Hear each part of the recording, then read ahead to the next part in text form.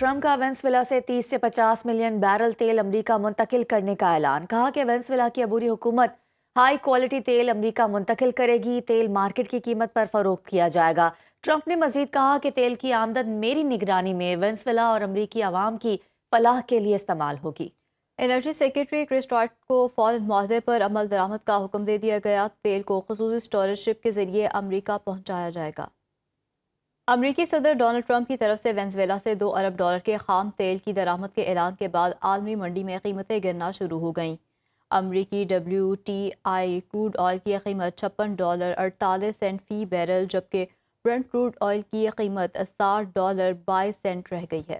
ایشیائی سٹاک مارکیٹوں میں ملا جلا رجحان ہے۔ جاپان کی سٹاک مارکیٹ میں مندی، جبکہ آسٹریلیا کی مارکیٹ میں تیزی ہے۔ امریکی صدر ٹرمپ کی طرف سے وینزویلا سے $2 ارب کے خام تیل کی درآمد کے اعلان کے بعد عالمی منڈی میں قیمتیں گرنا شروع ہو گئیں۔ اس حوالے سے مزید ڈیٹیلز جان لیتے ہیں محمد لقمان سے۔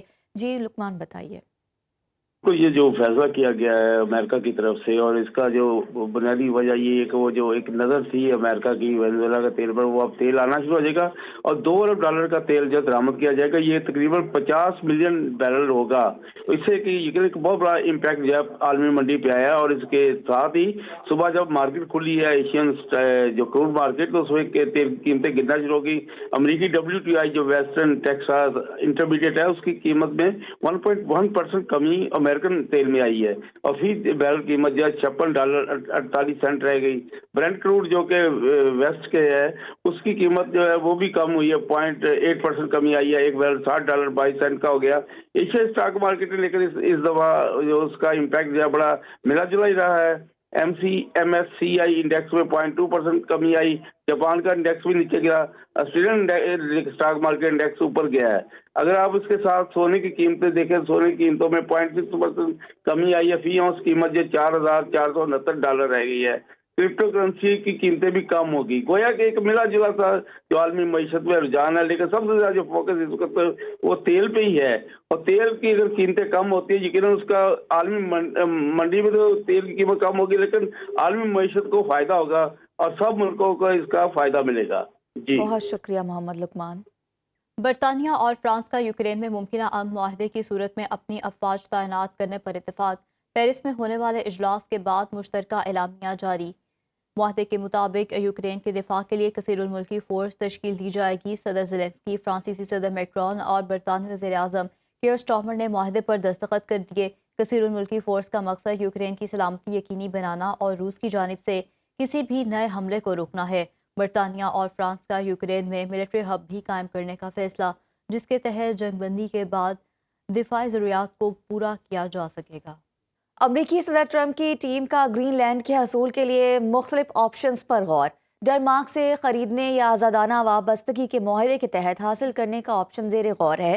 سینئر امریکی عہدیدار کے مطابق ٹرمپ گرین لینڈ کے لیے بے چین ہیں اور اسے نیشنل سیکیورٹی کی ترجیح سمجھتے ہیں۔ نیٹو کے بعض رکن ممالک کے اعتراضات کے باوجود ٹرمپ نے واضح کر دیا کہ گرین لینڈ کا حصول امریکی سیکیورٹی کے لیے انتہائی اہمیت رکھتا ہے۔ ایران میں جاری احتجاجی مظاہرے 26 صوبوں کے 78 شہروں تک پھیل گئے۔ مظاہرین اور سیکیورٹی فورسز کے درمیان جھڑپوں میں ہلاکتوں کی تعداد 36 ہو گئی۔ خبر رساں ادارے کی رپورٹ کے مطابق فائرنگ کے واقعات میں 60 سے زائد مظاہرین زخمی ہوئے۔ ایرانی سیکیورٹی فورسز نے 2000 سے زائد افراد کو گرفتار کر لیا۔ ادھر ایرانی حکومت نے احتجاج کا دباؤ کم کرنے کے لیے عوام کو آئندہ 4 ماہ تک $60 ماہانہ الاؤنس دینے کا اعلان کیا ہے۔ ایرانی چیف جسٹس غلام حسین محسنی کا کہنا ہے کہ دشمن عناصر ہمارے ملک میں بد امنی پھیلانے کی ناکام کوشش کر رہے ہیں۔ قومی سلامتی کو خطرے میں ڈالنے والے عناصر کو فیصلہ کن جواب دیا جائے گا۔